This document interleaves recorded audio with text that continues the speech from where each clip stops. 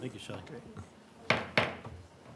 Welcome, everybody. The time is now 3:32, and I hereby call the April 18th, 2023 meeting of the St. Joseph County Area Plan Commission to order. Before we begin, I have a few announcements to make. This meeting is being held in person and virtually on the fourth floor of the council chambers of the County City Building, with Zoom video and teleconferencing options available as posted on our website at sjcindiana.com/agenda center.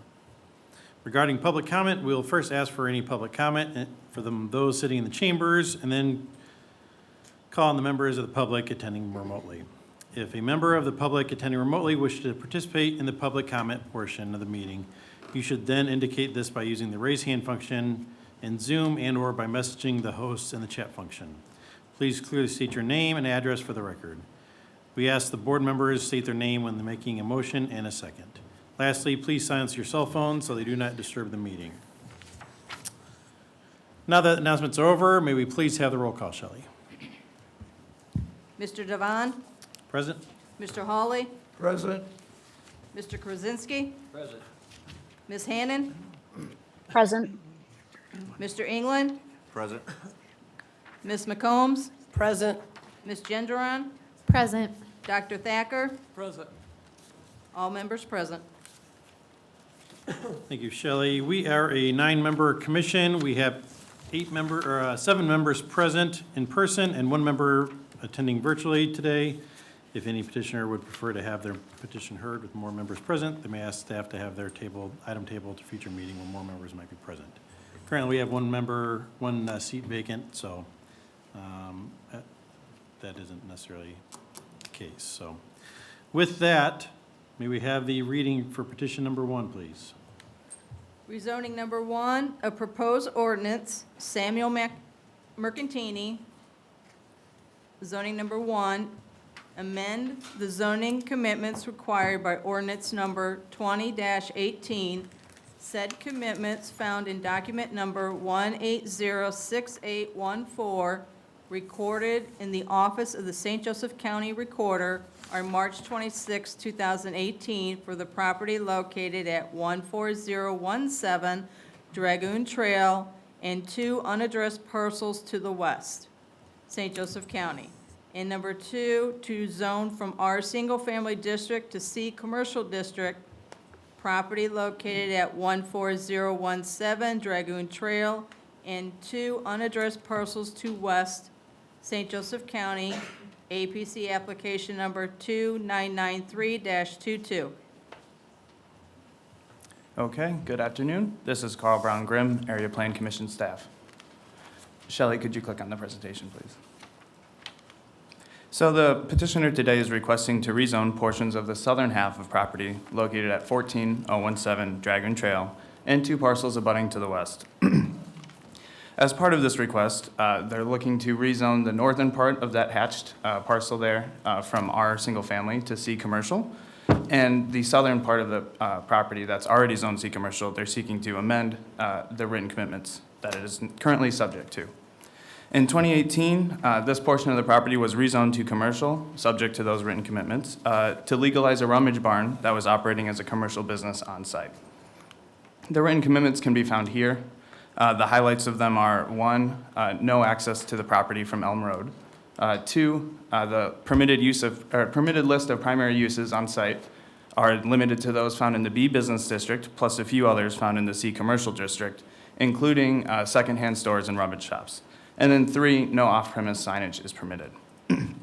The petitioners today are requesting to amend commitment number 2 to add fuel sales as a permitted use, as well as add 2 additional written commitments that increase the setback for the building and impervious surface. Looking at the current conditions of the site, across the street to the west on Elm, there's a vacant church. Across Capitol Avenue, that's on the east, across Capitol Avenue to the west, there's a commercial business that's currently selling prefabricated sheds. And then a few parcels south as you go down Elm Road, there's an elementary school. Other than that, in all directions, it is single-family, low-density residential housing. Looking at the current site, this is a picture of the barn. Staff has been in communication with the local historic preservation administrator, Adam Turing, and he did mention that while this building is old, it is not registered as a historic landmark currently.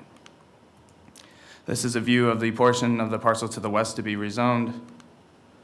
There you can see, looking east on Elm Road, you can see the vacant church as well as some residential houses. Looking south, you can see the school there and some additional housing there. And that is the intersection of Dragoon and Elm. So on March 28th, the petitioners hosted a community meeting with the neighbors where they presented a revised site plan, and you can see that here. This site plan shows the proposed gas station and convenience store, access only onto Dragoon Trail, a retention pond for stormwater runoff, and then a row of trees along the north and the east boundary of the project. It is staff's understanding that they are working with the city of Mishawaka to connect to municipal sewer. Additionally, they showed this plan, which demonstrates adequate truck movement, given the constraint of the one access. It is important to note that if the project does move forward, the petitioner will be required to work with NDOT and county engineering on improving the access, given the proximity to the Capitol Avenue and Dragoon Trail intersection there. Moving on to the state criteria, staff does find that this project is in conflict with applicable land use plans, specifically the Capitol Avenue Corridor Plan highlights this area for low-density residential development with open space for recreational uses. The current conditions are accordingly low-density residential. The most desirable use would be either to continue this residential trend or a low-intensity commercial or maybe an office use that would provide a more applicable buffer between that residential area and the Capitol Avenue corridor. Staff does feel that a gas station represents one of the highest intensity uses in the commercial district, considering the traffic and lights that it necessarily invites from the use. And because of that, we feel that it would have a significant detrimental impact on the property values of the surrounding homes. Finally, while we feel the area, and particularly this property, does hold some potential for development in the future, it does not represent orderly and responsible growth and development to jump straight to the highest intensity of use without gradual developments and improvements occurring in the area, possibly in conjunction with the city of Mishawaka. As such, we are passing along an unfavorable recommendation. We did receive 9 letters of remonstrance in the mail prior to the meeting, and that is in your packet for you to review. And I've become aware that there is a petition that has 12 signatures in remonstrance, and that will be distributed to you shortly. Sorry, Carl, 13. Oh, 13 signatures now. If you have any questions, I'd be happy to take them.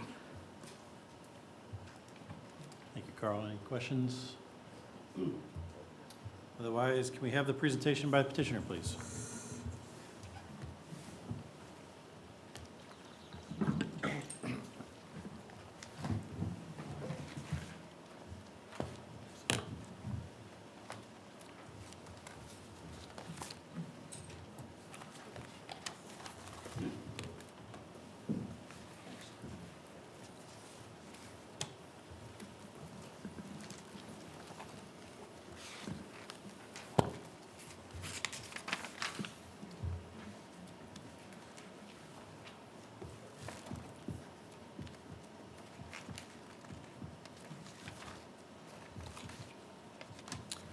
Mr. Chair, members of the Area Planning Commission, my name is Stephen Studer. I'm a partner with the law firm of Krieg DeVault with offices at 4101 Edison Lakes Parkway, Mishawaka, Indiana, 46545. With me this afternoon are Mr. Jeff Schaefer from Abernmarsh and Mr. John Piercina, Coldwell Banker. Mr. Schaefer will be happy to address any site plan questions you may have. As staff has noted, we are here this afternoon to request a certain number of those commitments to be terminated with respect to Ordinance 2018. And also that a portion of the residential lot to our north be rezoned from our residential to commercial to allow for a retention pond in association with this particular project. We fully understand and appreciate that service stations and convenience stores are not popular uses. But we also believe that this particular project makes sense. First is at a signalized corner at one of the most highly traveled corridors in the county. Approximately 21,000 vehicles a day pass this corner. So you want development on a signalized, already traffic light intersection. Across the street from us, literally across the street, it's zoned in 2014 for an auto dealership, which we would argue is certainly is higher intensity. It hasn't been used as an auto dealership, but is zoned for that because, again, development has come solely to that part of the county. But there will be no additional impact on Elm Road. We've agreed with the commitment that, and you can see from the site plan, we do not intend to have any access on Elm Road. So the only impact will be on Capitol Avenue, which won't be an impact on Capitol Avenue, and on Dragoon.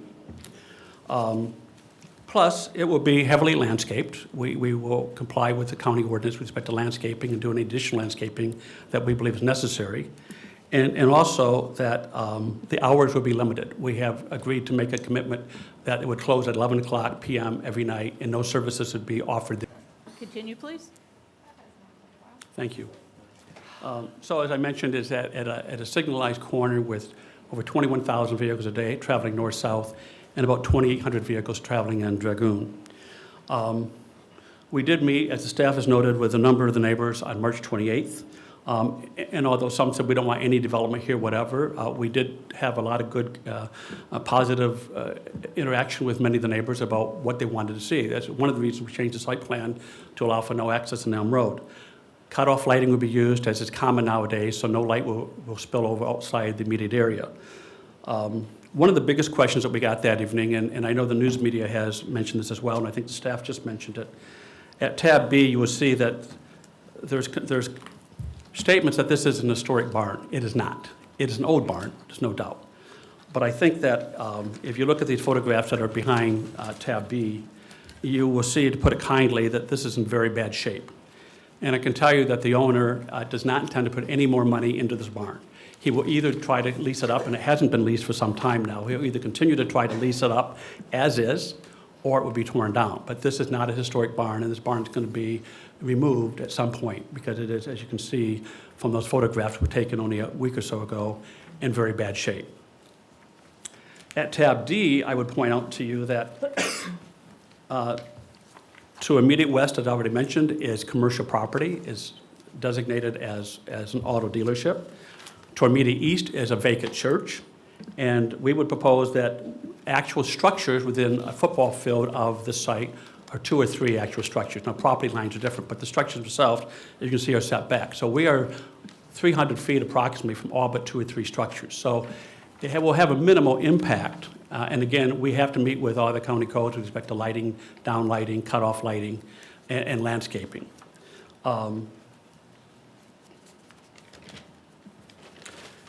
There was also a number of concerns raised with respect to the environmental issues related to gas stations, and I get that. I can tell you, however, that both under federal and state law, they require everything from hydrostatic monitoring, multi-wall development for the tanks. They use what they call interstitial, which means that there's 2 walls, and if something ever leaks through the first wall, it hits an inert material, that sets an alarm off and stops all the pumping. There's all kinds of federal regulations, state regulations. And a point in fact, I can tell you that the city of Mishawaka even granted, the council even granted a service station right on Jude Creek, all because of the new technology that's available and is required by state and federal law. So gas stations of today are not like the old gas stations of before. And as addition, as the staff noted, we will be connecting to city sewer. We've talked to the city. Water, unfortunately, is not available. It's up in Reverewood, but sewer is available. And as a sidebar, I would tell you that I represented the county in bringing sewer down to Creston Hills. Some of you may remember we had substantial problems in Creston Hills years ago, and also the school. So we brought that sewer down along Elm Road, so it's literally at our corner, and we intend to connect to that sewer. The current property taxes on this parcel that we're seeking to remove the commitments on is about $1,000 per year. It's estimated that the build on this project will be in excess of $2 million. And that's relevant in terms of, if you look at the land use plan, the Capitol Avenue land use plan in terms of development. It is true that the land use plan talks about this area as being park area or residential. This property, particular property, is not going to ever be residential property. The property to the north, which is owned by the same owner, is being looked at right now and trying to be developed as residential. One of the reasons we want that retention pond is additional buffer between the residential property to the north, which this gentleman owns, as well as to the commercial property to the south. There are 3 gas stations, if you count, if this one was approved, in the 6-mile stretch between the toll road and the bypass on the corridor itself. There are some that are off-site, you know, down a ways, but in terms of actual being on the corridor, there's only 3 gas stations. You can compare that to Bremen Highway, which has 3 gas stations within a mile of the bypass. So there's clearly a need, and this is a particularly good location for this, actually. And I know several other utilities have looked at putting a gas station there, and because of the number of the high number of traffic vehicles and the fact that it's at a signalized corner. The land use plan that's cited is 20 years old. It was actually developed and approved before the road construction of the highway. Nobody knew what the highway was going to bring. I can tell you, if you look at this plan, and I've read it, I've worked with it before, this plan it was adopted in 2003, anticipated a lot of development along this entire corridor, including industrial development. If you look at some of the use, they had 30 areas they specified. Some for industrial development along Capitol Avenue, commercial development. This particular area was residential. But the plan itself said it's a plan. It's supposed to be fluid. It's not regulatory. It's meant to be changing as circumstances change. One of the circumstances that's changed is we brought sewer down Elm Road. So that makes this more likely to be developed. 54 years ago, there was a petition to rezone this property before Capitol Avenue was even thought of probably at the time. That petition was turned down. That was the right decision then, to turn that down. This is the right decision now, however, because of the traffic that travels and traverses Capitol Avenue and Dragoon, the fact that we have modern technology, the fact that it's a signalized corner, the fact that we're really not impacting the neighborhood, and we have limited hours that we're willing to commit to, and we're committed to go on sewer, and we're also committed not to have an Elm Road access. We're looking for a favorable recommendation to the council for respect to all of our requests. And in the meantime, we'd be happy to answer any questions should you have any. Thank you, Mr. Stewart. Any questions by the commission this time? Seeing none, I'll open up to the public. Thank you. At this time, is there anybody present wishing to speak in favor of this petition? Please come forward, state your name and address. Do somebody from do they want to speak or not? Anything you got to talk? Sorry. Anybody present wishing to speak in favor? Seeing none. Is there anybody online wishing to speak in favor of this petition? Please use the raise hand feature.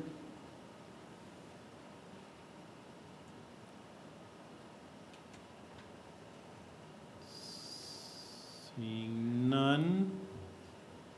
Is there anybody present wishing to speak against this petition? Please come forward and state your name and address. Good afternoon. Dan Caruso, 305 Compton Street, New Carlisle. As a former retired mailman who used to deliver mail along that corridor, I can tell you from the rural boxes that stood along Capitol Avenue, that stood along Elm Road, many times, almost being rear-ended by cars not paying attention to me, stopped at the box to deliver mail. There's still rural boxes on Elm Road, and even though there is not an entrance from Elm Road onto the property, they're still going to come up Elm Road or down Elm Road from Elm Road School, where there's a whole bunch of kids and a whole bunch of school buses, and turn on the Dragoon, just looking for what's the price of gas today, rather than looking for vehicles that are in their way, or children that are crossing the street, or school buses. This is a bad idea for that area. The people along Elm Road still live there. Yes, it's a low-density residential area. I have friends that live along Elm Road there, and some of them are in remonstrance to this. And I agree with them. This is a terrible idea for that area. Thank you.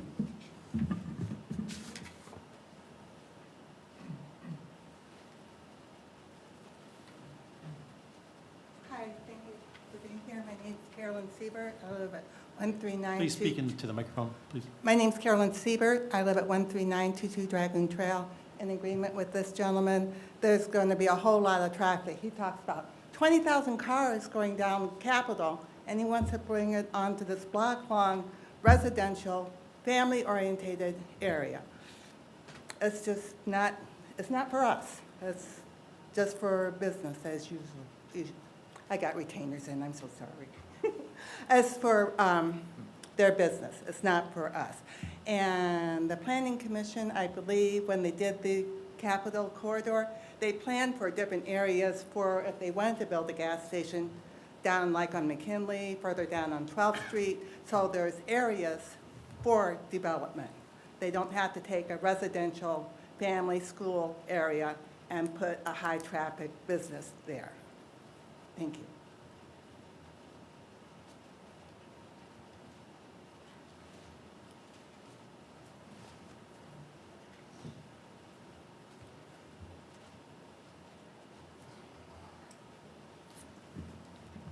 My name's Dale Denham. I live at 59005 Elm Road, Mishawaka, just north of the barn. The traffic will be terrible. I mean, there's no traffic hardly on Elm Road now, just the people that live down through there and people on Dragoon. The school, when them buses let out, there's going to be traffic back clear to both intersections because there's not much room between the two intersections.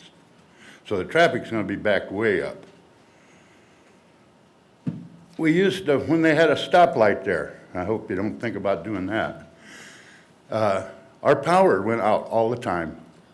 2 or 3 times a year our power would go out.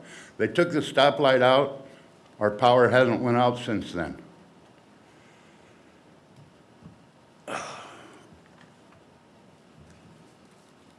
The power lines are right there. I don't know if you know a whole lot about those power lines, but when I used to hunt out back, I could go out there with my .22 and raise the barrel in the air, and you could hear the static electricity going through the gun. So I don't know what that does to gas, but I would imagine something. The crime. We don't have any crime there. Very, once every couple of years something happens. But there is no crime there. You know, and we'd like to keep it that way. We all have big backyards and stuff. We put our stuff back there, our equipment. We don't want it stolen. The wildlife. We've already run half the wildlife out of there by putting Capitol Avenue in. We used to see deer all the time. Now it's rare, very rare. The spills and leaks, I heard about the double wall tanks. That's probably one of the best ideas they've ever had. But there's still the people that spill it on the ground.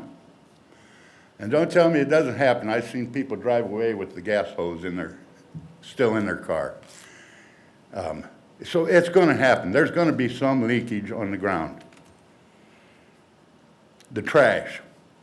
Who's going to clean up all the trash that you've seen gas stations? Unless they clean it all up, they're trashy. They got trash all over. It blows to the neighbors.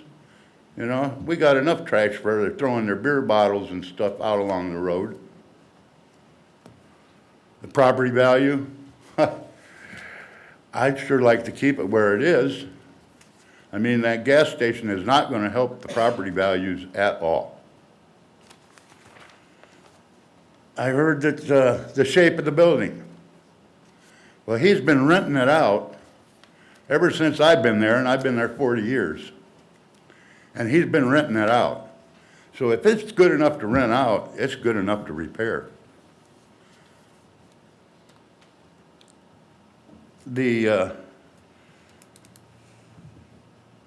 It's just no benefit to anyone. If anyone can tell me a benefit to that area, to the people who live in that area, I'd like to hear it because I don't know of any. I mean, it ain't the wages the employees are going to get paid, and the few employees they have. You know, and there's only 2 places on Elm Road that you can build anything, and it would be right in the middle of the residence. and that's the open farm fields that are currently farmed by Slards, Hilltop Farms. So I want you to think about who it benefits. It doesn't benefit any of the residents there. And I hope that you turn it down. I saw there was an unfavorable from whoever you had looking into it, and I hope you take that into consideration, because we really don't need it there. Thank you.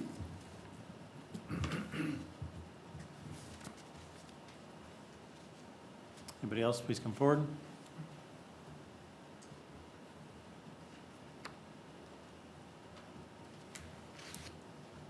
Hi, Dana Dobro, 58896 Elm Road, Mishawaka, and I've been there about 25 years in that same location. I think we're addressing three things here. One, the gas station, two, the barn, and three, what could they do with it?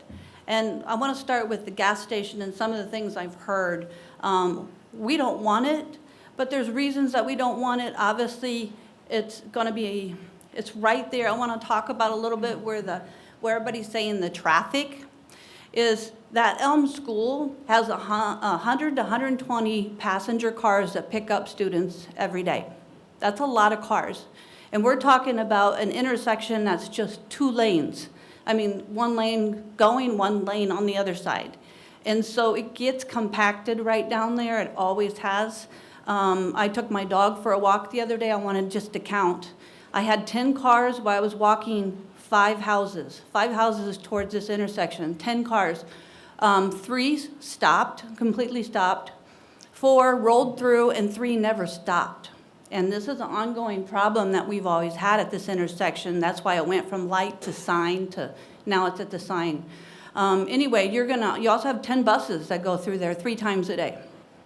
There's very little leeway to turn, and these pictures really don't do it justice. But the church that's across the way, that intersection right there. The other thing I want to address is when you come down Capitol from the bypass, you have 7 seconds to make a decision if you're going to turn right. You do not even see this because there's trees and a hill there. So people are going to get down just a little bit off the bypass and say, hey, I want to go to this gas station. I didn't even know it's there. They're going to pull over, and you're going to have more and more accidents.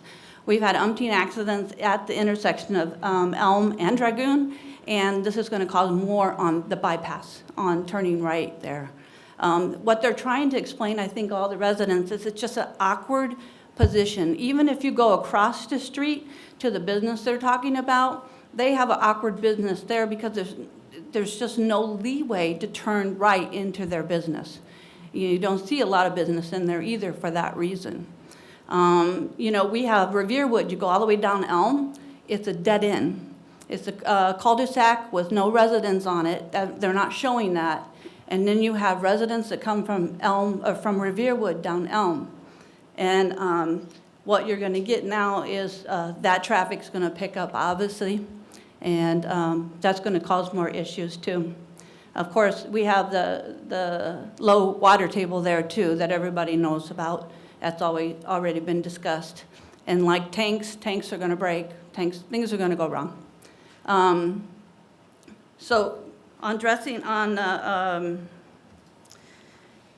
signage, there's going to have to be a sign. Everybody knows it from the bypass somewhere. Somebody's going to have to give some more right away to a sign there because coming off the Capitol. Again, another thing to be brought up probably here that somebody's going to have to do. When it comes down to the barn is not historic, but it is the old barn. Everybody has already said that. And I know old has to go sometimes, but does it really? I mean, can we find other options? And there are other options for this place. This place used to have square dances for people like my dad. They talked about it. And what it's doing, though, I will say this, is building community. Our community is pulling back together, trying to do something constructive with this area. It is an eyesore on the outside, but inside it's pretty good foundation, that barn. And it could, and I firmly believe this, it could be made into other things. It could be made into a residential. It could be, like, if I was in my 20s or 30s, I would have bought this in a heartbeat to make it a house. It could be a rental for 3 or 4 people. It could be an Airbnb. It could be a small restaurant. I think most of the residents were not worried about a small business being there. It's already been that way for 40 years. It could be, I mean, I could come up with 100 ideas for this. My main concern, though, is that I don't think the traffic and all that has really been taken into consideration. You have to literally go there and be there to see it. So yes, the owner, like they were saying, who's going to benefit from it? I think just the owner selling, the person buying is going to make some money. But we don't need it. We have a gas station on Myers. It's just down the way by the bypass. We have the one on 12th Street, which is just up the road to the left. We have one right down the Dragoon. Please wrap up your And comments. so- It's been 5 minutes. Thank you.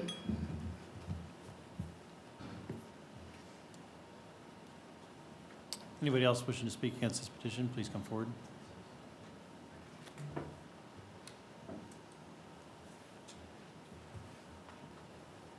Hi, my name is Margaret Binnicky, and I live at 59090 Elm Road.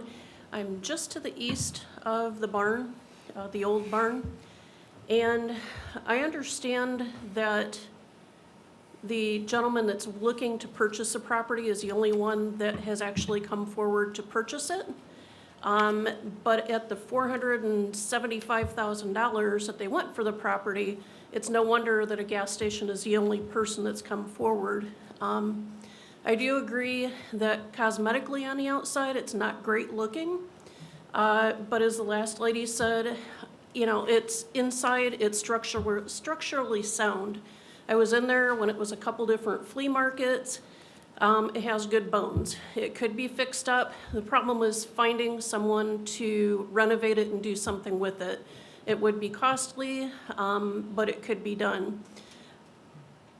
I'm not as worried about losing the barn if the barn has to go. What I am worried about is a gas station right across the street from my home.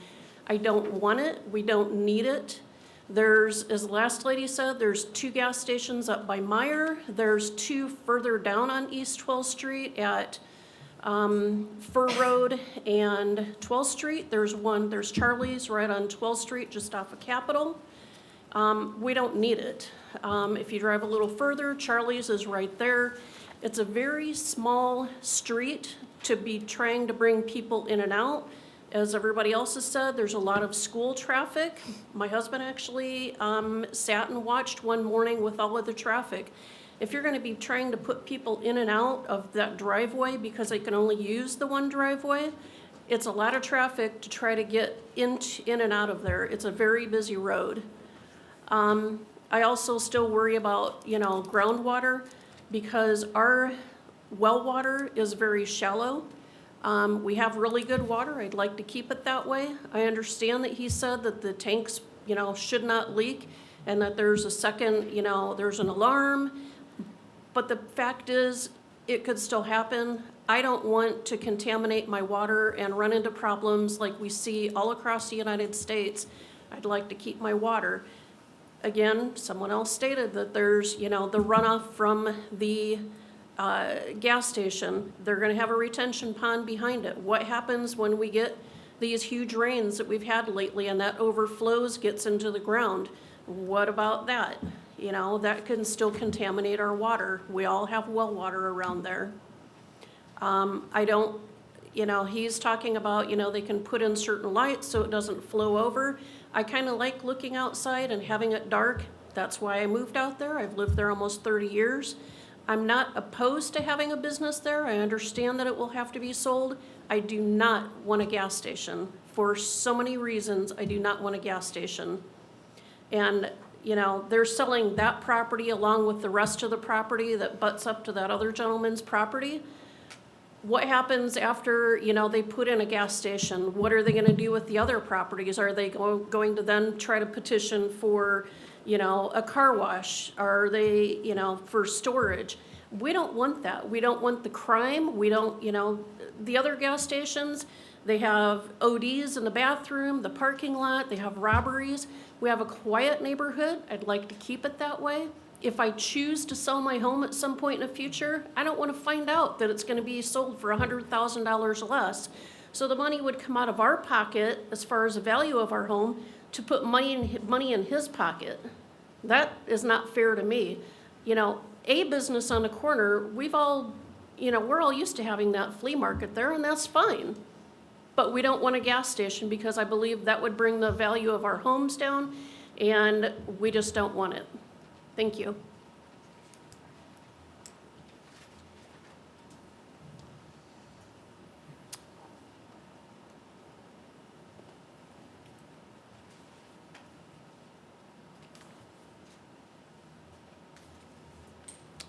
Chris Skidinski, 59308 Downey Avenue, Mishawaka.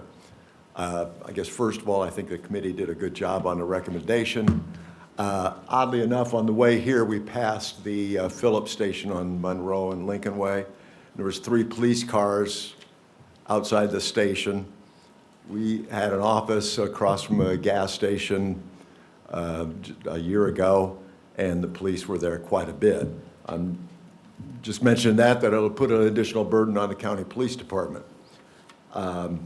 Did a little research from Zillow. They said that the number one thing that diminishes property values is hospitals. You can understand that from the ambulances and so forth. Number 2 was convenience stores and gas stations that diminish property values. Also, briefly, the overflow from the gasoline, the low groundwater tables there create a problem there too. I know they've taken safety measures for that, but it still can be an issue with the low groundwater. And as the gentleman said, with the electric flows through those lines, it could create an additional problem. But I think they've done a good job. The ozone that still comes off from the gasoline fumes could create a problem with the electric too. So as everybody has said, the community doesn't need it. There's other uses that can be done that would be fit in with the community better. Thank you. Anybody else present wishing to speak against?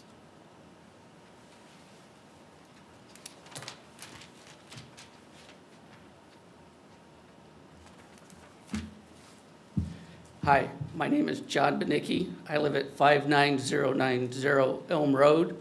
I'm just east of the barn location.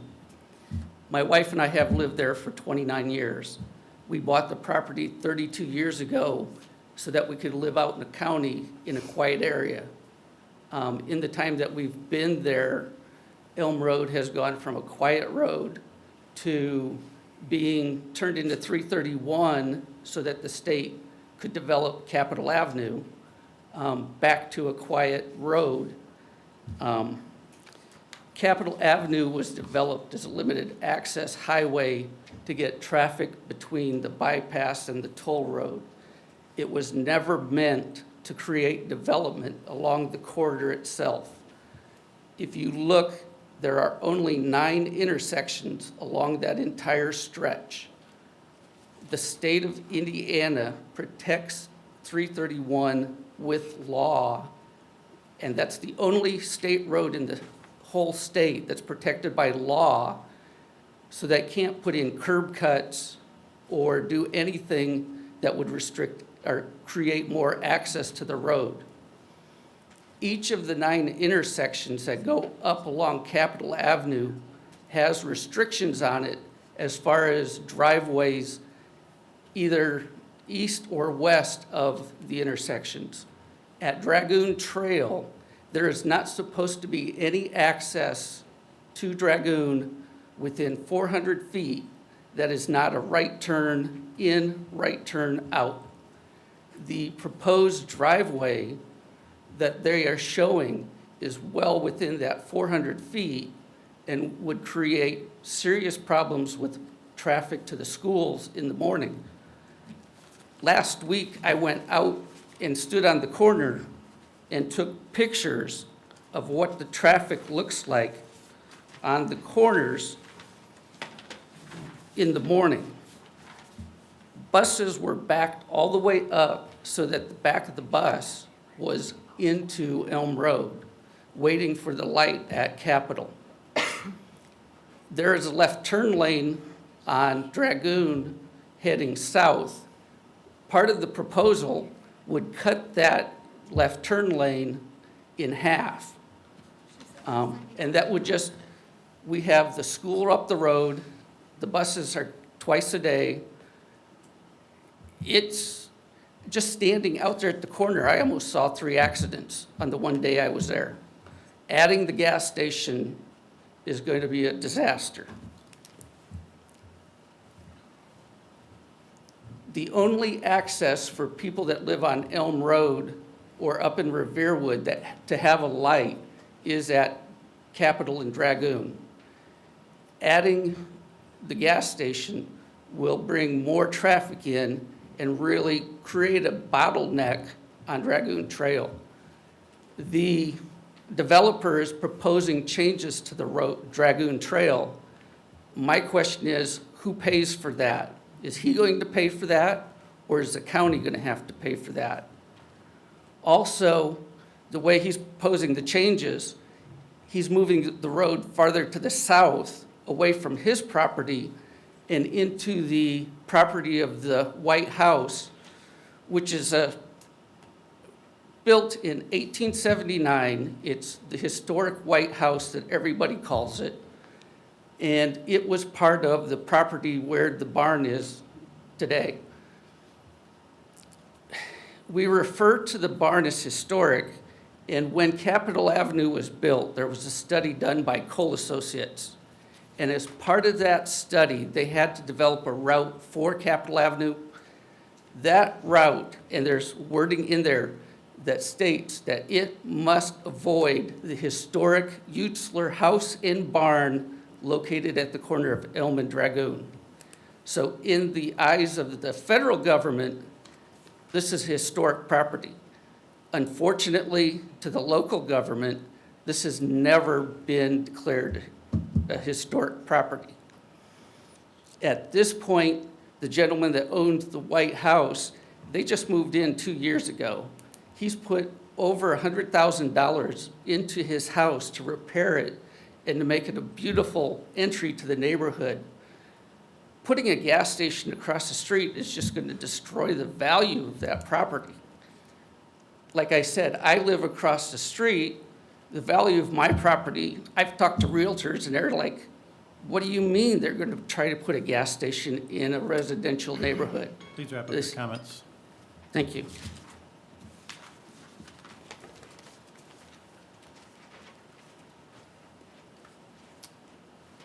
Is there anybody else present wishing to speak against this petition? Please come forward.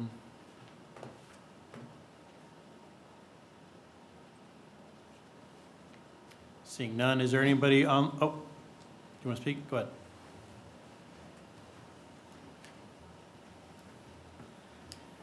Thank you, Jeremiah Wright, 59235 Elm Road. I live 2 properties to the south along Elm Road.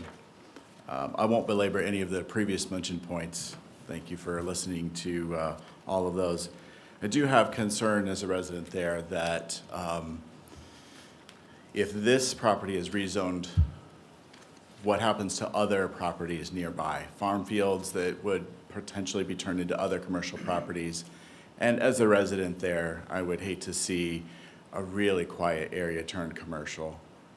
And I think this is the first domino of many dominoes that could fall. And so I'm urging the commission to definitely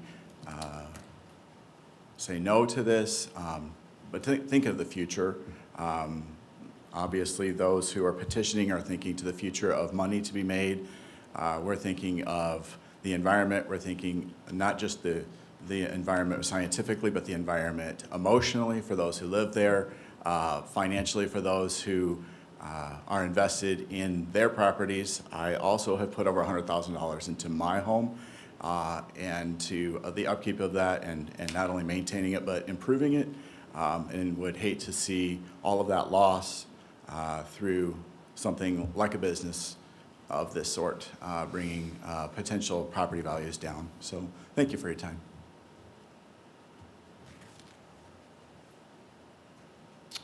Anybody else present wishing to speak against the petition?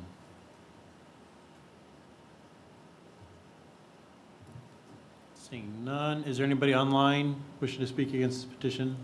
Please use the raise hand feature.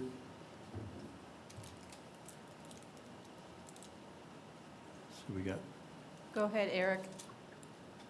Hi, this is Eric Berg, 14016 Dragoon Trail.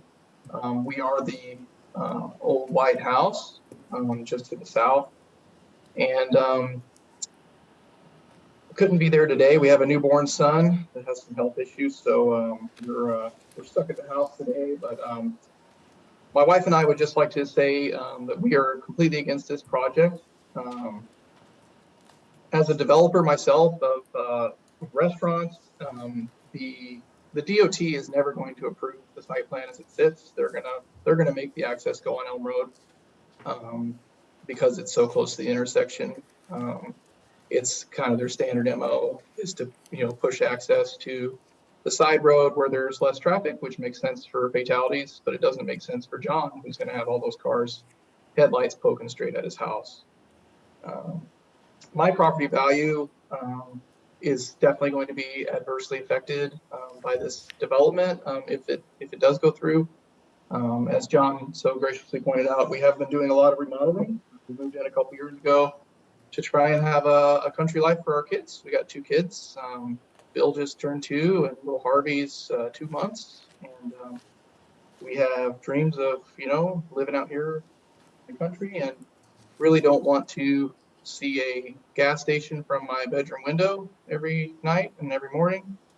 Our water well is within 300 feet of the parking lot there, and the average gas station in America spills 40 gallons of gasoline a year through drips, spills, and inadvertent releases, regardless of the technology or tanks and things of that nature. Something that hasn't been mentioned, I think, is that, what is the gas station going to be selling and where is it located with regards to that school? I mean, it's 826 feet from the property line of the school.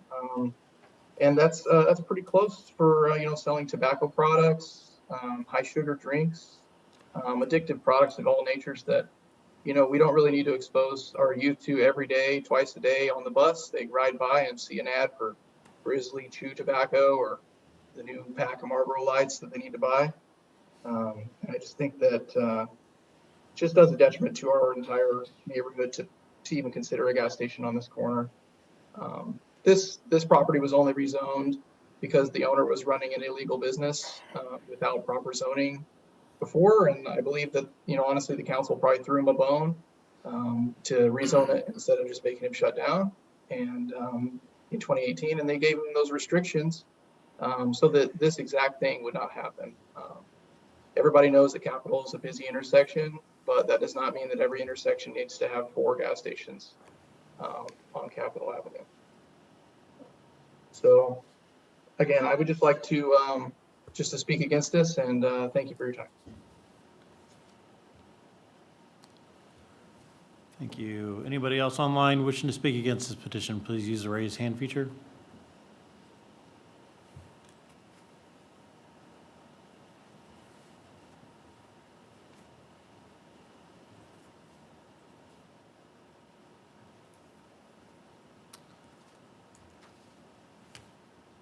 Seeing none. Petitioner, Mr. Studer, if you'd like to rebut. Thank you. These are, of course, the same concerns we generally hear with respect to gas stations, so let me address a few of them. One is that, yes, gas stations do have drips, right? That's why they build them on impervious concrete, and we use what they call a storm interceptor system, which collects all of that. It doesn't go into the storm sewer system in the city of Mishawaka. It's a separate system because every gas station has to address any type of fuel leaks like that, whether it's intentional or unintentional. So it's impervious concrete. That's why when you look under a pad, one of the reasons we have canopies, by the way, so you don't have rain falling on any gasoline that spills. So you put concrete down, gasoline can't go through it. It's collected into an interceptor, and it's dealt with separately. So it's not a problem. Every gas station, every modern gas station has to deal with this. Yeah, there are power lines. That's one of the reasons we're looking at this use, is because nobody wants to build underneath a power line. Nobody can build under a power line. There are high-density power lines, 345 kV, coming all the way along Capitol Avenue, as you all know. So that also restricts the potential users to something like this. There was a comment made that the land use plan did not anticipate development.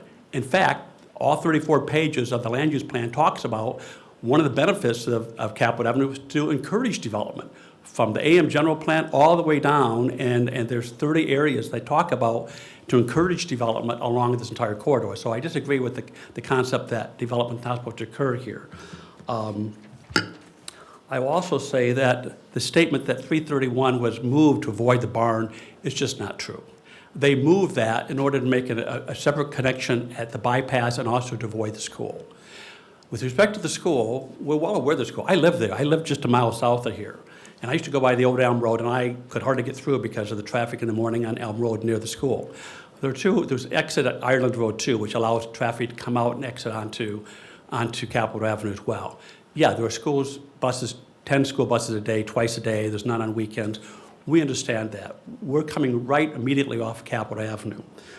There's a comment about traffic on Elm Road. We're not going to put an access on Elm Road. We're willing to make that commitment. And by the way, putting an access on Elm Road, it doesn't help us. It doesn't help anybody. We don't want an access on Elm Road at this point in time. We want people to come on, get off, and get back onto Capitol Avenue. So we're trying to avoid putting more traffic on Elm Road, so there's no real impact on Elm Road. Trash. Let me just tell you, these particular operators, who I've worked with before, they've established 2 quality operations within this community. One of them is at State Road 23 in Douglas, which you may know. It's got the Witch there. It's right next to a daycare center. There's been no concerns, no complaints about trash, not necessarily criminal issues. They also built one across from the Four Winds Casino. If you know that Exxon station across from the casino, that is also one of their operations. These are high-quality operators. They're using the modern techniques. So it's a little resentful that all of a sudden there's going to be all this trash. They have employees to pick this up. By the way, walk around that site today and see what you see. There's a lot of trash out there nobody's picking up. So this would be a better opportunity. Everybody admits that the barn would be nice to keep, but nobody says it's going to be costly. Nobody's going to do it. This property's been for sale for a long time. The price keeps coming down because nobody wants to buy it. It's maybe too high for residential, somebody to buy, put a house on it, but this price has continued to come down, and we've had several offers of people wanting to put in the same exact use in here, and these people have come forward to spend the dollars to do that. So you don't want a hospital there. We can't put a medical office building there. No insurance office is going to be. No lawyer office is going to go there. No home is going to go there. It's going to be commercial property. And because of the high tension lines, and because of the 21,000 cars a day on Elm Road, this is the highest and best and most reasonable use.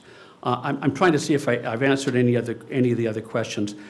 And by the way, as this commission knows, we can't do anything with respect to the property north of us unless we come back before this commission and before the council to rezone that. We want to develop that as residential, and we're in contact and conversations with residential developers. But a lot of the people that live out here, used to be farmland. I know that. It was farmland. It's now residential. And so we're trying to keep that farmland to the north of us as residential, and I would anticipate over the next 5-10 years, all that land north is going to be residential. And that's why we need this at this particular site. It makes the most sense. I don't know if I think I've answered everything. Wildlife, they can come to my house because I've got more coyotes and deer and turkey I know what to do with, and I live a mile away. So wildlife are going to find its natural habitat. The fact that some of these people live in New Carlisle and other places, I can't really address that. I get the idea that gas stations aren't what people want to see, but these are quality developments, they're expensive developments, they're well managed and well taken care of, and they add value to the neighborhood. There's no evidence that putting a gas station in this property is going to have any diminution of value to any home. It's apocryphal evidence at best. So I'm happy to answer any more questions you may have, but I think I've addressed all the questions that have been raised by both the demonstrators. Thank you. Thank you. Mr. Studer. Yes, sir. Reading some of the letters that we've received, one from Ken Prince from City of Mishawaka, and some comments from our county engineer, Mr. Meters. They mentioned about NDOT being looked at. Have you contacted anybody from NDOT in regards to this at all? Not yet. Can't hear you. Mr. Chair, if you could just- Let me say, by the letter from Mr. Ken Prince, we did go back and talk to him and addressed his issues. One of them was sewer and water, Yeah. and he knew sewer. He also has said to us in a recent email that he has no objections to this particular use at the site. It just that the letter that I got from him, or we got from him, it does mention NDOT, you know, and I Right. just. And we do have to I address it. don't know if you contacted NDOT or not. For the record, Jeff Shaver with Avonmarsh, 315 West Jefferson Boulevard in South Bend. This is within the effective area of the intersection, so a driveway onto Dragoon Trail at this location would require, first of all, purview from county engineering, as you might expect, but also it would require some sort of input from NDOT. We're expecting that, and we plan to make that part of our site plan approval process to demonstrate before we submit the site plan to the county that we have we've coordinated with NDOT on this intersection.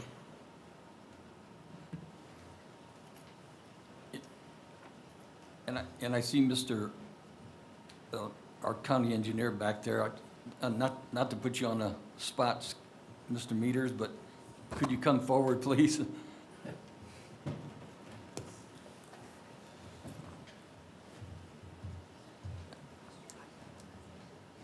Sky Metters, St. Joseph County Engineer, Department of Infrastructure Plan and Growth, office on the 7th and 11th floor of this building.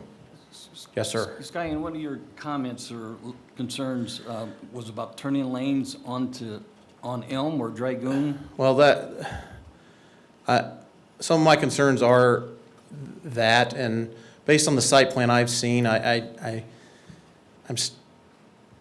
you know, where we're at is, we could work with them, but I'm still not confident that we'll be able to get the trucks turning in, trucks turning out, vehicles navigating the roadway and so forth with that type of configuration. I mean, to me, that's the biggest question. You're talking about the intersection. I just saw this Friday, so I haven't had a chance to look at it. You're talking about the intersection of Elm and Dragoon like I am. I'm talking about the Capitol.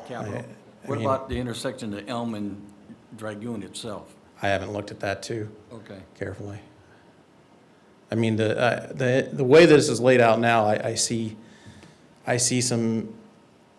have some reservations with trucks turning in and out of there, along with vehicular traffic and so forth, so. Thank you. Yep. And Mr. Severa, you know, as a part of the process, this is the first part, right? And then we do have to get site plan approval from the county. We have a lot more steps to go through, as you mentioned, NDOT and others. But we don't start with those because we're not going to spend the money on all those processes if we don't get through this first process first, Well, so. I just thought maybe you might have a comment from NDOT, preliminary, you know, contact from NDOT, something preliminary from them. I know recently my office has been, and this is assumption, people have, or someone has contacted us in regards to the property at the southeast corner, or I believe, of Dragoon and Elm. Sean, have you had any contact in regard, if somebody's looking at maybe possibly putting a subdivision in there? Proposed, you know? We have heard word of that, but we have not had any official submittal. And, you know, not to say, you know, it would reflect on what you got going on here, Steve, but I'm just, let's assume in a year from now that a subdivision wants to go in there, as being somewhat discussed, what does that do, you know? That doesn't help the situation, does it? Are you asking Mr. Studer or staff? It's not fair to ask Steve that question, you know? I've heard those rumors too, but again, they would have to go through the same process. So the nice thing about this, as much as I don't like having to go through all this, I would tell you that the nice thing is you have a plan commission and you have council to review all these things and make sure everything works together in coordination. So if those rumors turned out to be true and this is approved, they're going to have to work with us and with the county and with probably NDOT and others as well to make sure whatever decisions they make with respect to that have to be addressed as well. And that will come before this commission and also before the council. So, you know, there's lots of things that people have to go through in order to get to the next step. There's a lot of questions and a lot of answers I don't have, or we don't have, moving forward, and we can't be answered right now, but I just see a lot of congestion there, that's all, And they'll have to address that. I can tell you, I've heard rumors, I'm not involved in that particular project, if there is such a thing. I've not been contacted. But they will have to go through that and address all those issues in terms of traffic and other things, because they will have a much bigger impact than this project will. I Steve, suspect. do you happen to know where sewer and water is located presently? Yes, actually sewer is right at the corner that we're at. It's right at the corner of Dragoon and Elm.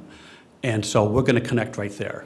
Water, unfortunately, is a mile plus north up in Revere Wood, and the city hasn't brought water down. But when we brought water to Creston Hills, you may remember, Mr. Hawley, that there was raw sewage in Creston Hills for a long time, and all that had to be addressed.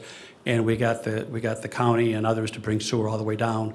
We brought it down Elm Road. We gave people, by the way, the ability to connect at that time to the sewer. Most people elected not to connect to the sewer, but there's a manhole cover, I believe, right at Dragoon and Elm, so we're going to connect right there at that corner. Thank you. We talked to the city about that. We have and we're willing to make that a commitment. We're willing to make Elm Road a commitment. We're willing to make the hours of operation a commitment as well.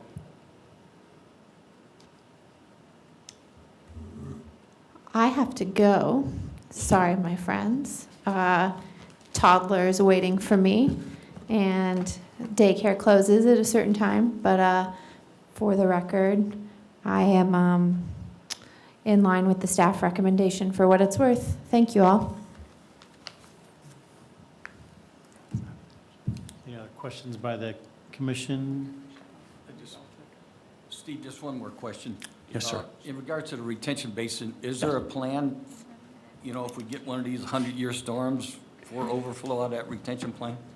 Yes, so Mr. Schaefer might address it, but yeah, that's exactly why we're asking for that 100-foot long, 100-foot deep piece to be zoned from residential commercial to allow for the building of that retention pond. Again, for the record, Jeff Schaefer. And yeah, repeating what Mr. Studer said, obviously we'll meet all of the county criteria for stormwater, which will be up to and above a 100-year rainfall event. At this point in time, we haven't done any survey work, we haven't done any soils analysis, but we feel pretty confident we've left more than enough area, surface area in order to do that. So yes, that would be our intention, to either meet or exceed the county standards for stormwater. Thank you.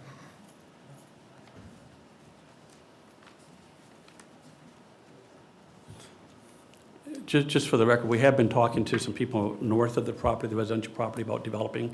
And one of the questions we've raised with all of those people that we've talked to, would you have trouble with a gas station here? And they've all said, no, that's not, they want to build a subdivision there. They don't have a problem. Their bigger problem is the high tension lines that run along the west side of the property. But we're working with them on how we can address those issues. I'm sorry, Steve, who was that you talked to? A developer that we've been talking to for the property, the remaining part of the residential property that we're not asking to rezone, that will stay residential. They want to put a subdivision in, and they said they didn't have any trouble with this. The retention pond will benefit them. The commercial property doesn't bother them at all, that they put more homes in. Their concern, they have sewer right there. Their concern is the high tension wires. We're just trying to figure out a configuration that would make it work and make it economical for them to build houses in that area with the high tension wires there. Thank A lot of what I've heard too is, this property, the majority of this property, from what I see, is already zoned commercial. Just has restrictions on it. So it sounds to me at some point, somebody's going to purchase this property and convert it to, it could be anything, not anything, but I mean, restricted to certain designations. So it sounds like at some point, this property will be developed at some point, most likely the barn torn down, which that's their homeowner's right, or the property owner's right to do so if they choose. Just like any kind of development out there, Mr. Student said, it is a process. You have to go through so many channels to get something approved. All the checks and balances has to be, you know, approved by the different departments, NDOT, you know, the county engineering, to make sure it all coordinates to certain standards. So it's not, you know, our final say-so that this is gonna go through. The majority of it's already zone commercial. But it does take development sometimes to improve development, improve infrastructure, improve, you know, certain kinds of things. A lot of these, just like our own county, we're going through our own comprehensive plan update because it's outdated. It's 20-plus years old. You know, as Mr. Studer did announce, it does take time. It does have, it's an ongoing process to update these things, just like the Capitol Avenue corridor. It's outdated. It needs to be updated just as well. And I've talked to Ken Prince as well as staff, and, you know, it's, you know, there's pros and cons to everything. And, but it does take some kind of a development to happen to be able to create positive growth, positive things just like this. So unfortunately, somebody has to take the first step, but it is already zone commercial. While you know, there's always reservations, just like many of you have mentioned, I believe a lot of these can be addressed at some point throughout that process. So I would be in favor of this, but. And we'll continue to work with the neighbors as well in terms of specifics. May I clarify something to staff? It is zoned commercial, but subject to the written commitments that are in places, the use restrictions are limited to the uses in the B business district, as well as auction homes, clubs, lodges, nonprofit convention halls, meeting halls, secondhand stores, and rummage shops. So yeah, the zoning is C, but the uses are all currently restricted to the B under the current written commitments. Thank you for clarification. And I can assure you, if we could get convention hall here, nobody would be very happy. And again, to change those commitments, that would have to be the county council, not us, correct? What is before you today is a modification of the written commitments as well as a rezoning for the portion of the northern piece of the site. Do we vote on those separately for the written commitments, or is it one? You would vote on them separately, and they're both recommendations to the county council. So if there's any other questions, do we have any recommendations for the written commitments portion?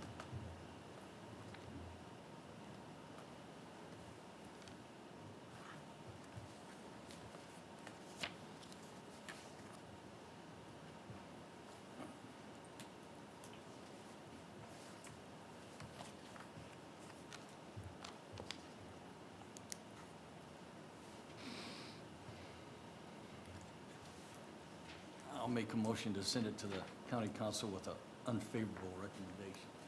I'll second that. We have a motion and a second to send APC 2993-22 for the written commitments to be unfavorable recommendation to the county council. All those in favor, state by saying aye. Aye. Aye. All those opposed, same sign. Aye. Aye. 2, 3, 4. That doesn't pass, correct? I couldn't tell from who said what, so I think you need to do a roll call. Okay. Can we have a roll call, Shelley? Mr. Devon, No. Mr. England, No.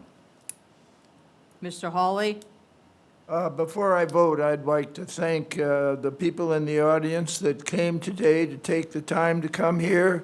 I'd like to ask if you'd raise your hand if you're against this program.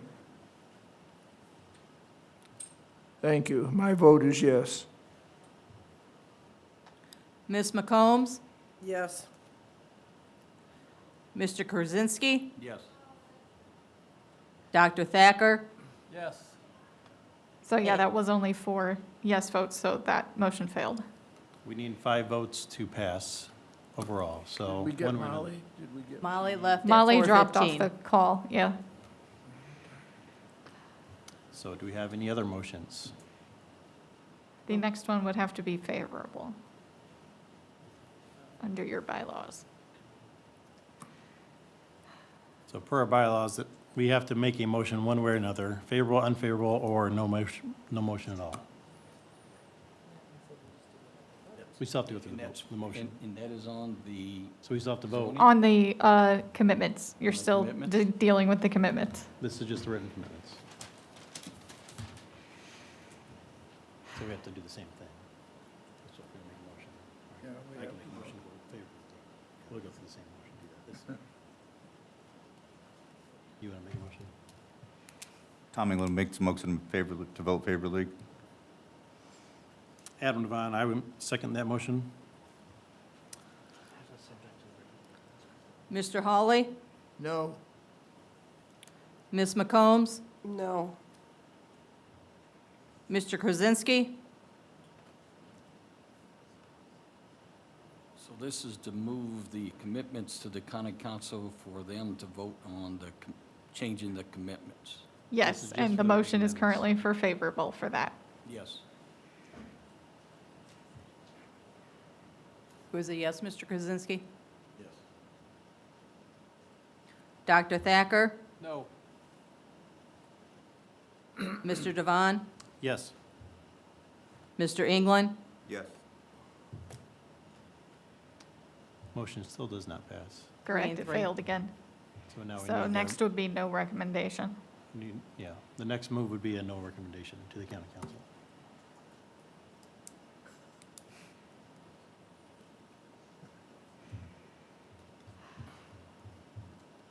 Still on the commitments.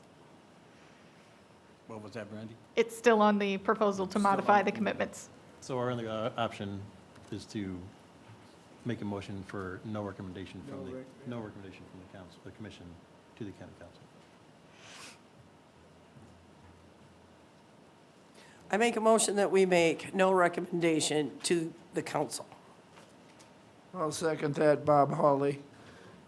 We have a motion, a second, to send EPC 2993-22 for the written commitments with no recommendation to the county council. I guess we'll do roll call. I think so. Shelley? Mr. England? Yes. Mr. Krasinski? Sending it to the county council with no recommendation, correct? That is the motion. Yes. Dr. Thacker? Yes. Ms. McCombs? Yes. Mr. Hawley? Yes. Mr. Devon? Yes. Do we have a motion for, let's see, for the rezoning of the 14017 Dragoon Trail and the two unaddressed parcels to rezone to commercial?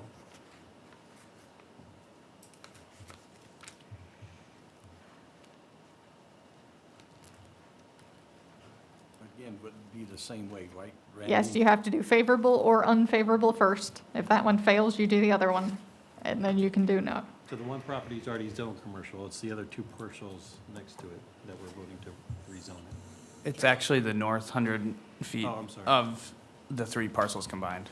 The southern part is zone commercial.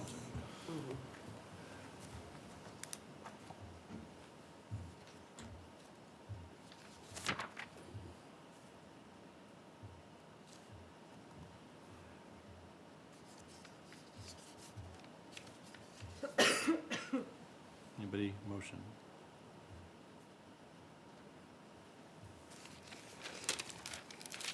Now, would this have the same commitments as all the other that they're proposing? Were those written commitments that they were proposing for all parcels? Or no? Does that I make couldn't sense? tell from the presentation when Mr. Studer was discussing proposed commitments, aside from the ones that were in the modification application, which part of it he But there were intended some them in to the, be to. there were commitments in the packet. Were those for all parcels? It is I would ask that the petitioner confirm that. It was my understanding that they would propose to place them to the entire site. I mean, you assign written commitments as part of rezoning, so you could include that in your motion if you wished. We'd be amenable to have the same restrictions that are on the currently zoned commercial property to apply to this rezoning as well. I just want to clarify the difference. So it'd all be zoned the same way that way.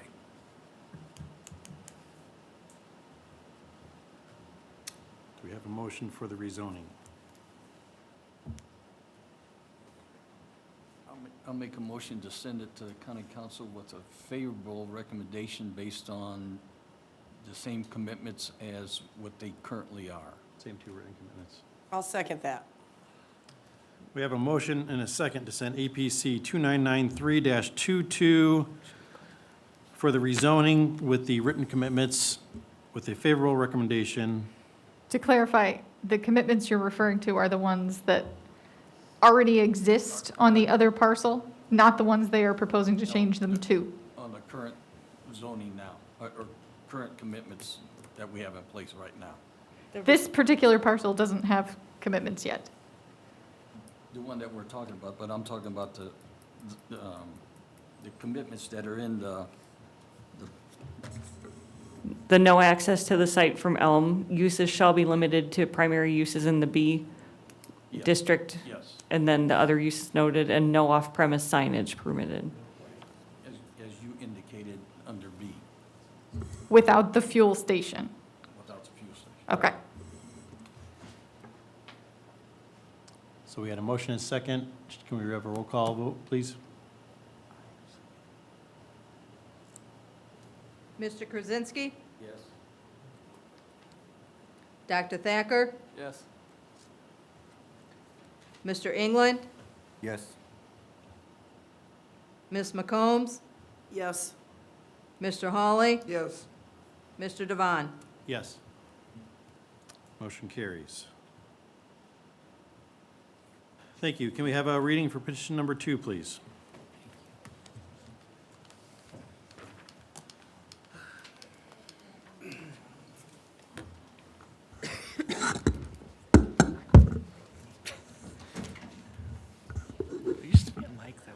A proposed ordinance of University of Notre Dame Duloc to zone from U University District to PUD Plan Unit Development District, property located at northeast corner of Douglas Road and State Road 933, including portions of parcel number 002-1007-0186 and all other parcels noted on the agenda.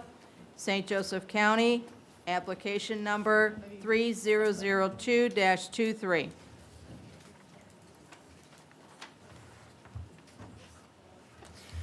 Good afternoon, Sean Klein, Area Plan Commission staff. This is a petition from the University of Notre Dame to rezone property that they own at the northeast corner of 933 and Douglas Road, south and east of the town of Roseland. To the north, within the town of Roseland, there are properties zoned B Business Commercial District, which include a fast food restaurant and a hotel, as well as residentially zoned properties, which include single-family homes and the landings at Notre Dame Apartments. To the east are portions of Notre Dame's campus zoned U University, as well as to the south are portions of campus zoned U University.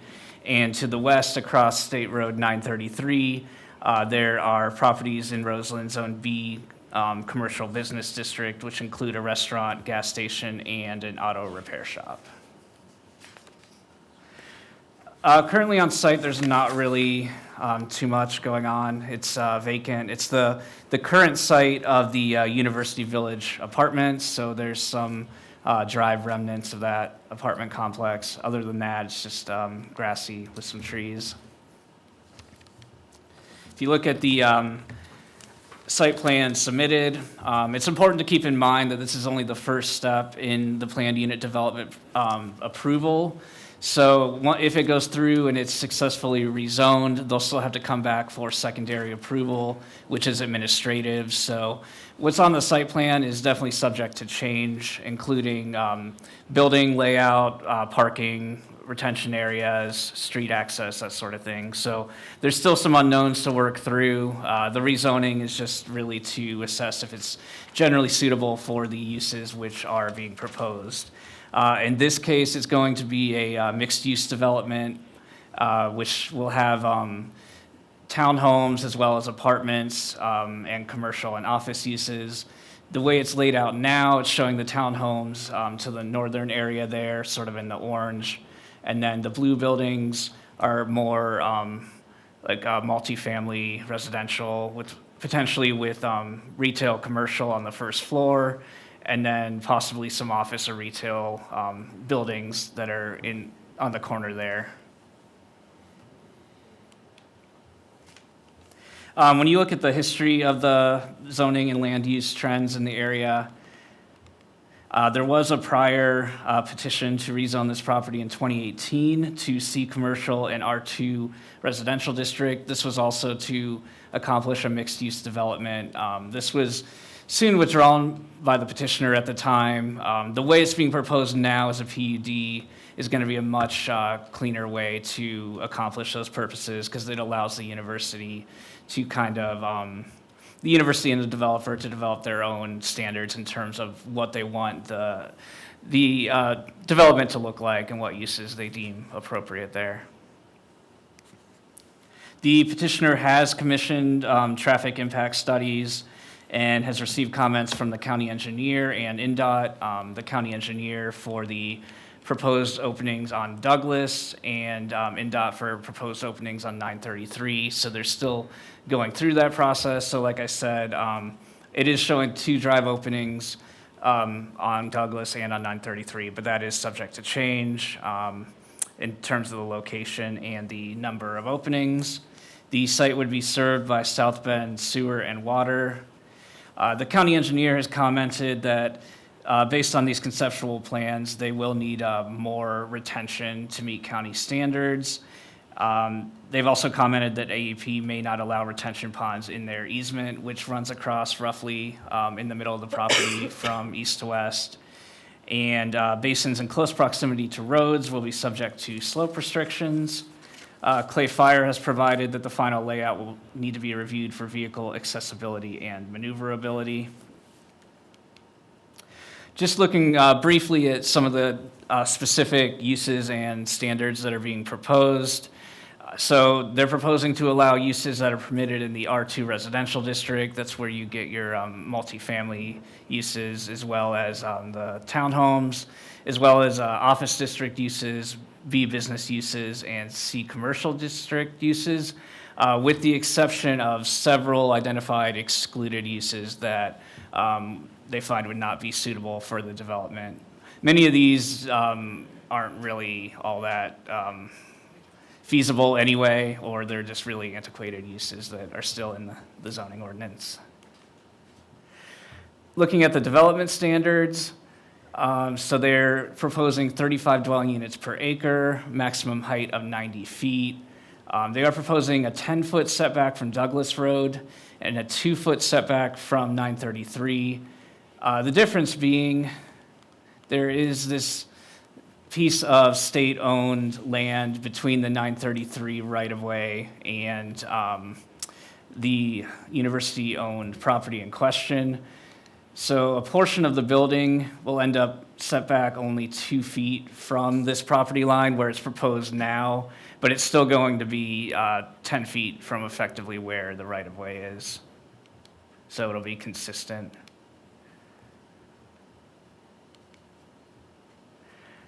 They're proposing some architectural regulations which are in excess of what is required in any of those districts in the current zoning ordinance.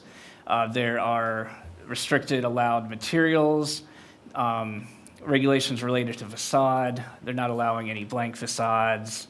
There is a set list of what can project from the facade, appropriate colors, and then there's special treatments for entrances, windows, doors, roofing, pitch standards, mechanical equipment screening, and then other accessory structure regulations, including setbacks for outdoor seating for dining. Turning to the state law criteria, when we look at the comprehensive plan in terms of the policy aspects, this proposal would advance 3 objectives, including quality business areas to meet retail and service needs of the planning area, highlighting the unique and distinctive features of neighborhoods and corridors through small area planning, including the use of mixed-use development, and a goal that states that medium and high-density multifamily housing should be placed along arterial streets and have access from arterials. In terms of the future land use plan, it doesn't contemplate any specific uses for this area. Current conditions and character. The site is currently a vacant field, which once contained the University Village apartments, which appear to have been demolished in 2018. Staff finds that the most desirable use for this property is one that would provide good services and housing to the university community as well as to the broader community, and one that is consistent with kind of the mixed-use feel of the town of Roseland, wherein commercial and residential uses are in close proximity. We feel that this would conserve property values. The way they have it configured currently, the lower density residential would be to the north, which is closer to the single-family homes which are in Roseland, and they would have more dense residential as well as the commercial and office buildings closer down towards the intersection there. Additionally, since they are adopting architectural design standards which go beyond what we require otherwise in the ordinance, this will ensure an aesthetically appealing development. Turning to the final criteria, we find that it is responsible development and growth to allow a mixed-use development with a variety of available housing types on a property with major arterial access and sewer and water service, especially in an area that's already categorized by a mix of residential and commercial uses. So staff recommends that this be sent to the county council with a favorable recommendation. As I mentioned, this is the first step in the approval process. If the rezoning is granted, they'll have to come back with more detailed information and a final site plan, which really demonstrates the full feasibility of the project in terms of drainage plan, utility connections and easements, building layout, access, infrastructure improvements, all of that, in order to receive administrative approval, and then that'll have to go into effect before they can actually apply for any permits. And I'm happy to answer any questions. Thanks. Thank you, Sean. Any questions? May we have the presentation, please? Mr. Danch. Thank you. Mike Danch from Danch Harner and Associates, 1643 Commerce Drive here in South Bend, representing the University of Notre Dame, and also the property manager for this, which is Buckingham Properties. And with me this afternoon is Mr. Tyler Bowers from Buckingham Properties. So if you have any specific questions for them on how they were going to do this particular development, about the buildings or some of the kind of the PUD restrictions that are going to apply, they'll be certainly glad to answer any of those questions. As the staff had mentioned, mainly this property is at that northwest corner for the University of Notre Dame. And right now, what we'd like to be able to do is take that university zoning and change it over to the PUD district. What that PUD district does, and what we also had provided to the staff, and they were showing some of the aspects of this, it's almost a development plan by itself, so it actually will have its own zoning that goes with this for the developmental standards. Keep in mind that even though the Buckingham Properties Company will be doing the development for this, Notre Dame will continue to own the property. So they will also have a lot of authority on what happens here as far as the architectural standards that Sean had mentioned, the development standards that are going to go on to this. The main aspect of what we're trying to do here, though, is create a different kind of concept for the university and for this particular area. This is going to end up being the gateway to both the university campus itself, to the town of Roseland, and also to the city of South Bend. So they've been trying to take that into account The way they've done this particular development where you're seeing the layout, it's more pedestrian oriented that you would see, where you put buildings closer to where the private streets are that are being developed here. And you do a lot of landscaping, you do a lot of facade architectural standards for those buildings to make it walkable. So that's a little bit different than most of the developments that we see as compared to just a typical shopping center. That's what they're trying to achieve at this particular location. As Sean had mentioned, they are working with a lot of departments within the county and the city of South Bend. With the county, they're working with the engineering department to come up with the drainage concept plan for this whole particular area. And as Sean had mentioned, nothing can happen from a permit standpoint until that's all taken care of. With the city of South Bend, they've got to be working with them for access to the municipal lines for sanitary sewer and water. When we did the development for the married student housing, which abuts this piece of property directly to the north, we had extended a 10-inch water line down to this area to take this into account at a future date. That's this future date. So when we started doing things, we started bringing the infrastructure to this particular location so this type of development can occur. The city of South Bend will be involved with flows and making sure that the development that's here and what they're proposing can be handled by the city of South Bend with the sanitary sewer lines that are in this particular area. Sean mentioned the access points. There would be 2 access points off of 933. Again, because that's a state highway, they are working with the state of Indiana right now, the IDOT, for the development, and they have to take a look at those 2 driveways. They will take a look at what the impact is. As John had mentioned, there's going to be an impact traffic study that's also done with this. So not only from the standpoint of the state of Indiana taking a look at the 2 access points onto 933, but also the 2 access points onto Douglas Road. Obviously, this is the area where traffic gets dumped after all the Notre Dame games, so that all has to be taken into account.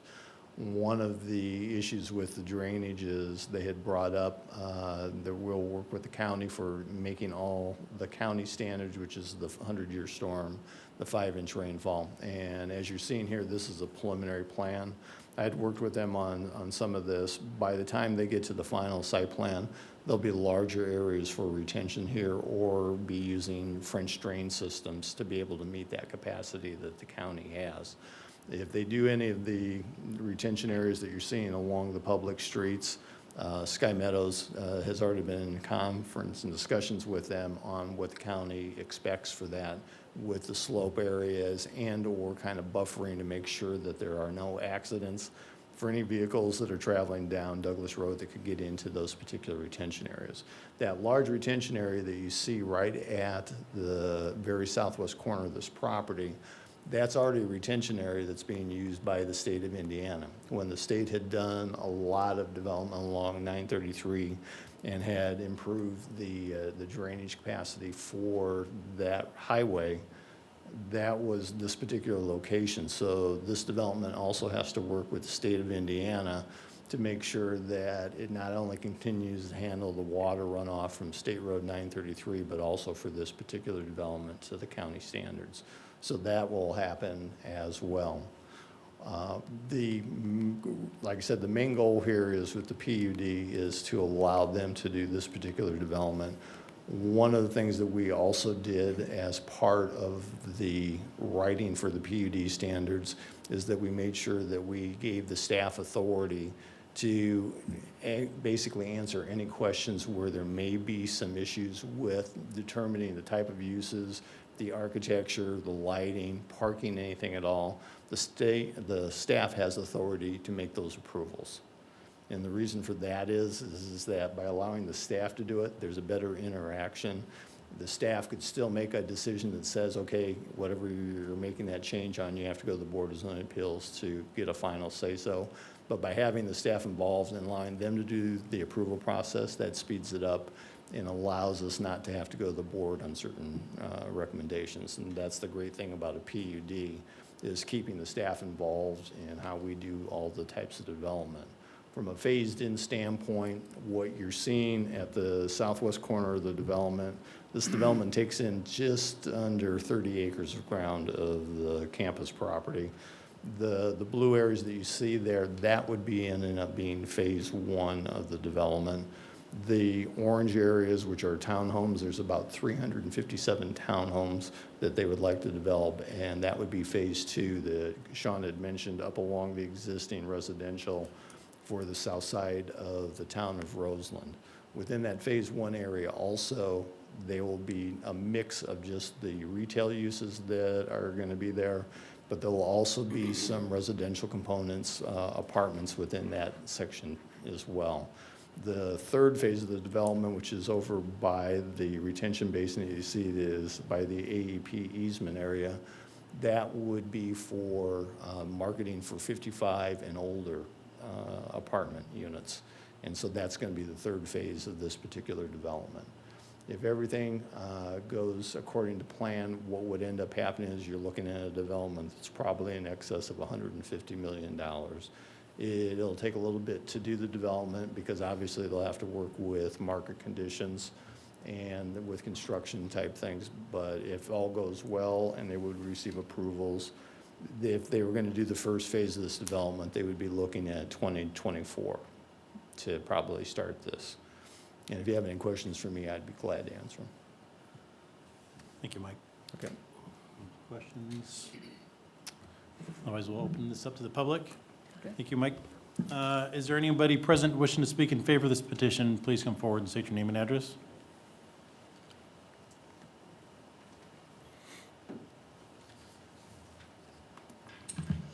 Thank you for having me. My name is Julie Heaney, and I've been a property owner in Roseland since 1983. Thank you for Elizabeth for being our leader. And I just wanted to say that Notre Dame has always been a very good neighbor, and I've lived through several developments. Ma'am, you need to state your address as well. Oh, sorry.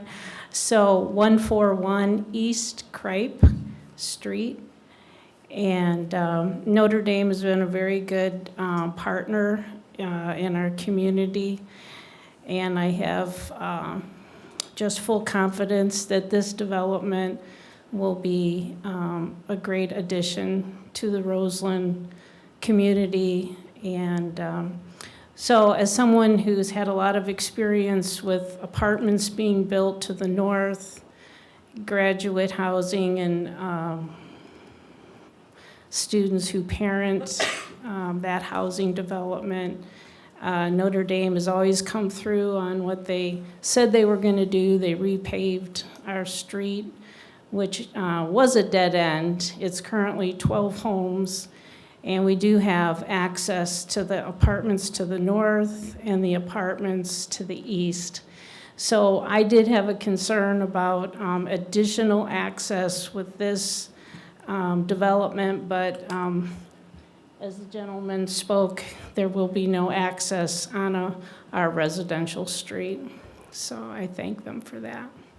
But I just wanted to put my 2 cents in as a long-time property owner and neighbor. Thank you. Thank you. Anybody else present wishing to speak in favor of this petition, please come forward.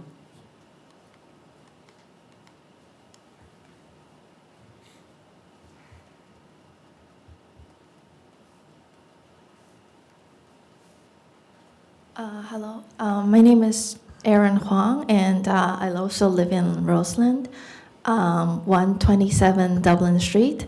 And we moved to South Bend, Indiana about 2 years ago. My husband got a job at Notre Dame as an economic professor, and I was always envious of the other side of the campus where they had all the pubs and all the nice amenities, how walkable it is. And we've looked at this vacant land and dreamed about how nice it would be to have something like Eddy Commons right here. And we wonder, why is it that our property is just not as valuable as on the other side? And I think with this potential development, we're going to bring Roseland up to where it can be potentially become. So I'm very excited about this. And we walk from Roseland, where we live, to the university through the campus, the forested part, and right to the cathedral. So, I mean, the walk to campus is it's possible and it's not very far, but right now, it being not very pedestrian friendly, it does limit the desirability for people to come over here. So I think with this development, it's going to bring a lot of life to the neighborhood, and I'm just excited about that and definitely in favor of this. So thank you. Thank you. Anybody else present wishing to speak in favor, please come forward.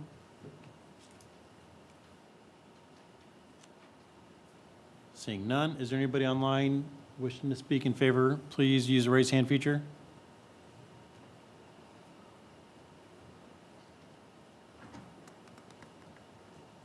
Seeing none.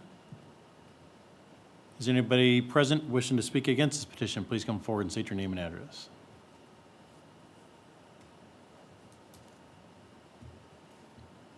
Again, seeing none. Anybody online wishing to speak against this petition, please use the raise hand feature.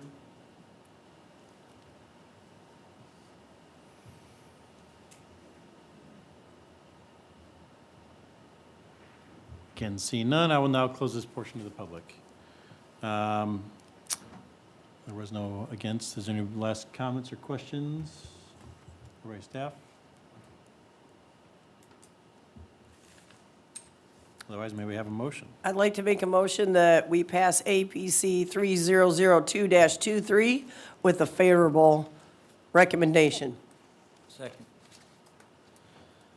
We have a motion, a second, to send APC 3002-23 to the county council with a favorable recommendation. All those in favor state by saying aye. Aye. All those opposed, same sign. Motion carries. Thank you. Thank you. Reading for number 3, please.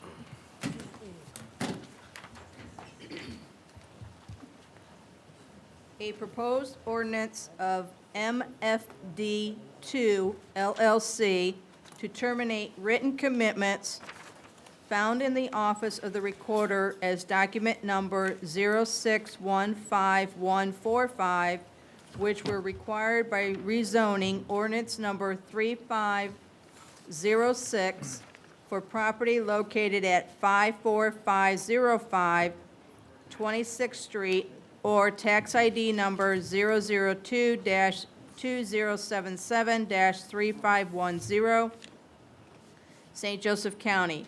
The termination of the written commitments will remove the restriction of the uses of the property beyond those allowed for parcels within the O Office District. AP application number 3003-23. Good afternoon. This is Carl Brown Grimm, Area Plan Commission staff one more time. So what we have here is the petitioner is requesting to terminate written commitments associated with the 2006 rezoning of this property on State Road 23. As I said, the site is found on the State Road 23 corridor, which has a mix of residential, office, and commercial uses found alongside of it. In 2006, as part of the rezoning to allow the building that is found on site today, the petitioners at the time, while rezoning to office from residential, agreed to written commitments that restrict the use of the property to those found in the OB Office Buffer District.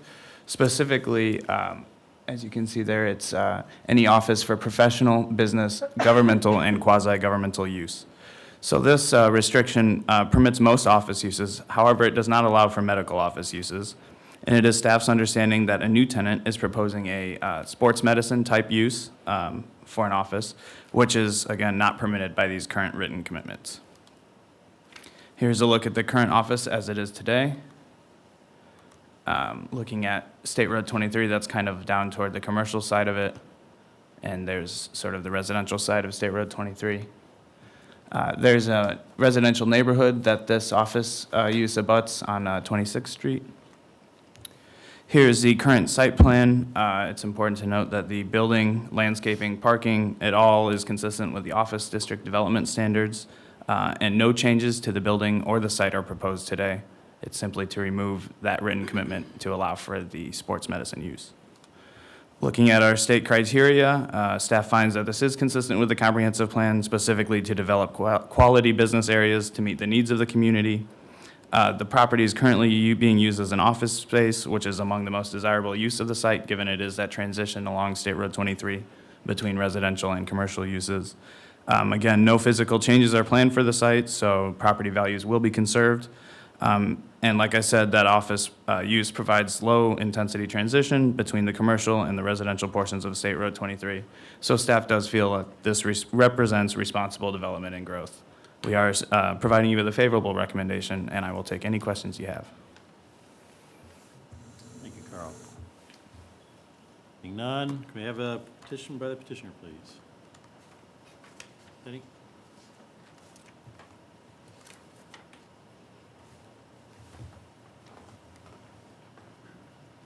Guess I lost my audience. I had a good speech prepared. My name's Denny Miller. I'm in charge of the Miller Family Development. Offices at 806 Green Pine Court, Mishawaka. We developed this property 16 years ago, and we accepted those restrictions. The economy was good at the time, and of course, we didn't get any tax breaks since we're only half office. But in the meantime, as we've all been through the COVID and the work from home attitude today, I think part of the reason of the restrictions to begin with was the size of the building and the amount of traffic with entrances on Northern Avenue and 26th Street each. And as you can see, even from the pictures, there's not much activity in the parking lot. Originally, our first tenants rented up quickly, and those lasted about 12 years until COVID started changing things. And we lost 4 of our tenants, and then 5, and then we rented back up again. It's got consistently more difficult to rent with the restrictions that we need to eliminate those, especially since we don't have the amount of traffic anymore anyway. Any questions I can answer? Thank you, Danny. I'll now open this up to the public. Anybody present wishing to speak in favor of this petition, please come forward, state your name and address. Seeing none. Anybody online wishing to speak in favor of this petition, please use the raise hand feature.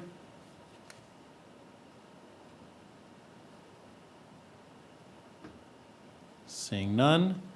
Anybody present wishing to speak against this petition, please come forward. Seeing none. Anybody online wishing to speak against this petition, please use the raise hand feature.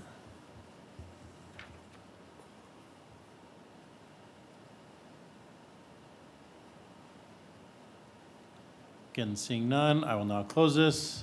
Any last comments or questions by the commissioner staff? Otherwise, may we have a motion? I make a motion that we pass APC, we covered it up, 300323 with a favorable recommendation to the County Council. county council. Bob Hawley, second. We got a motion, a second to send APC 3003-23 to the county council with a favorable recommendation. All those in favor, state by saying aye. Aye. All those opposed, same sign. Motion passes. We do not have any, oh wait, I guess we got to do findings of facts, don't we? So findings of facts. Anybody have any questions? Otherwise, do you have a motion for the approval of the findings of the facts? I make a motion for the approval of finding of the facts. Second. A motion and a second to approve the findings of facts from the March 21st, 2023 meeting. All those in favor? Aye. Signify by saying aye. Aye. All those opposed, same sign. No minutes this month. We should have, what, 2 next month? Correct. Yes, Shelley's already done with the meeting minutes from March. Okay. She just couldn't get them done in time for the packet. I know. Executive Director's report.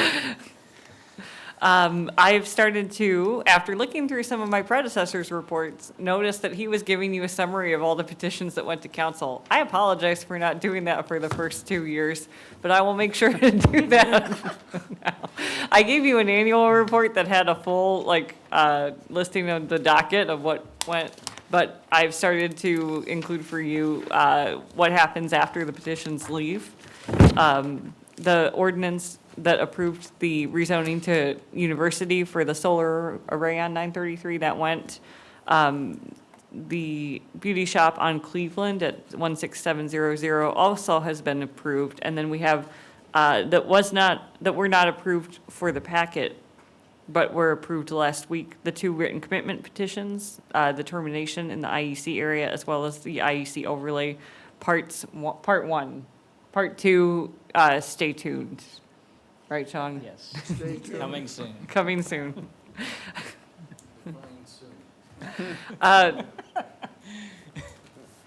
We have to have some broader conversations with the development community. I have a list of folks that I'm going to reach out to for feedback, and then we need to work to build consensus and support before we can bring those back to you. Yep. And then just on the comprehensive plan, we had a task force meeting yesterday. That was the second 3-hour meeting of a planned 1 hour, or one meeting. Now it's going to turn into 3-hour meetings. Adam's laughing because he's been participating on that for us. And you can't do it virtual. Yeah. If anybody wants to come next month, it'll be right before this meeting. Yep. Oh, we're going to do it on the day of area plan next month. Sean and Carl said it's fine. We'll make it work. We'll get here. And then I know that, I don't know if all of you have heard, but May had to cut out. May is leaving us after 3 short months. After coming over here, she came from Elkhart County Plan Commission. Her former director resigned, and they called her back to take his job. So, Congratulations. yeah, so starting on Monday, she'll be the new executive director for Elkhart County's. Congratulations. Yeah, she had to leave. It's really disheartening, but we're all really excited for her. Right, guys? So now you have an opening, right? Nobody's happy, except me. No, we're happy for her. Happy for her, We're so happy. So that's all I have for now. Position's already posted. It's sent to Ball State on LinkedIn, on the county's website. And if you know anyone, let me know. That's all I have. Thank you, Abby. I always did find those reports interesting, though. Going back to look at what we voted on versus what the council voted on to see and compare. I just wish you would have told me, hey, Larry used to give me the We just docket. did it once, I think you did it once a year, maybe? Just once a year, maybe, or every 6 months or something like that, just to, compare and see how the council voted. But, yeah, thank you. Abby, Especially next month. do we have a motion for adjournment? I'll Thanks, make a Bobby. motion to adjourn. I'll second that. All those in favor? Aye. Aye, opposed, thank Hope you, I don't have a everybody. ticket on my windshield. Hey, Liz. Put the sign in there. Real quick, Yeah. do you know the story on the CBD sales? Okay, the whole problem with CBD sales, Okay. So this is is the it a story. controlled use? Oh, yeah. Or is it, there's controlled use and then there's 2 different uses. An adult use. Adult use. Not an adult use. It should be a controlled use and we want to disallow it. I don't want it there. All my cops are against it. The neighborhood doesn't want it. You've got residents all around there.